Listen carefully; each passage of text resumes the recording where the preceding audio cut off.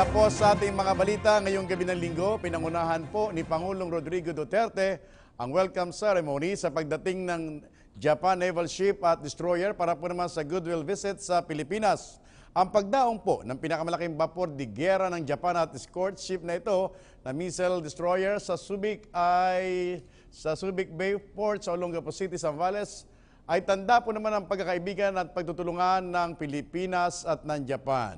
Narito po ang live report ng aming kasamang si Julius D. Samburon. Julius, kumusta dyan?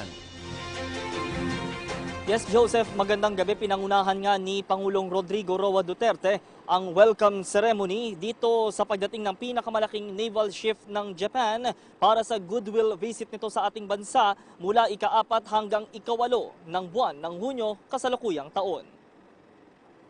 Kasalukuyang nakadaong ang vapor de gera ng Japan na may escort-guided missile destroyer dito sa Subic Bay, Zambales. Ito pong dalawang naval ship ay kilala sa tawag na helicopter carrier JS Izumo at destroyer JS Sazanami na bahagi ng Japan Maritime Self-Defense Force. Ang JS Izumo ang pinakamalaking naval vessel ng Japan na may timbang na 27,000 tonelada at may habang 248 metro. Inilunsad ang barko noong ika-6 ng Agosto 2013 at kinumisyon noong ika-25 ng Marso taong 2015. Batay po sa ulat, pinamumunuan ang delegasyon mula sa Japan ni Rear Admiral Yoshihiro Goka, ang commander po ng JMSDF Escort Flotilla 1. Nagsagawa din po ng pagpupulong sa barko ng Philippine Navy na BRP Raha Humabon.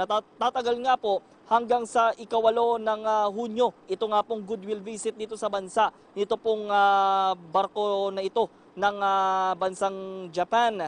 Kasama din po ng ating mahal na Pangulo Rodrigo Roa Duterte ang ilang matataas na opisyal ng pamahalaan, kabilang na po sina Defense Secretary Delfin Lorenzana at Chairman Martin Dino. Kanina po ay pinaunlakan ng Pangulo ang mga mamamahayag sa isa pong press briefing. Sinabi po niya na ito nga pong pagdaong nga po nito pong JS Izumi ay malaking tulong sa humanitarian assistance at disaster response efforts ng pamahalaan.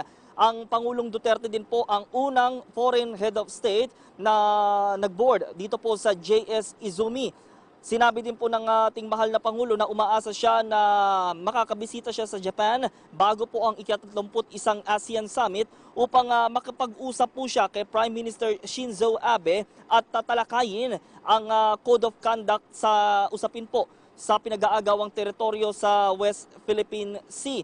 Nagpaabot din po ng pasasalamat ang Pangulo ng Republika ng Pilipinas sa pangalan po ng mga Pilipino para po sa tulong na ipinapaabot po ng bansang Japan. Sinabi din po ng ating mahal na Pangulo na umaasa po siya na ang ASEAN, ito pong ASEAN bilang siya nga po ang chairman ng ASEAN 2017 para nga po dito po sa pagbaba o mabawasan ang tensyon dito naman po sa Korean Peninsula. Ang Pangulong Duterte po ay katatapos po lamang ng kanyang programa dito po sa bahagi po ng Subic Bay kung saan po ay marami pa pong nakalatag na schedule sa kanya ngayon pong araw ng linggo kahit weekend. Yan ang pinakahuling balita live mula po dito sa Subic Bay Freeport Zone sa Zambales. Para sa Bayan, Julius D. Samburon.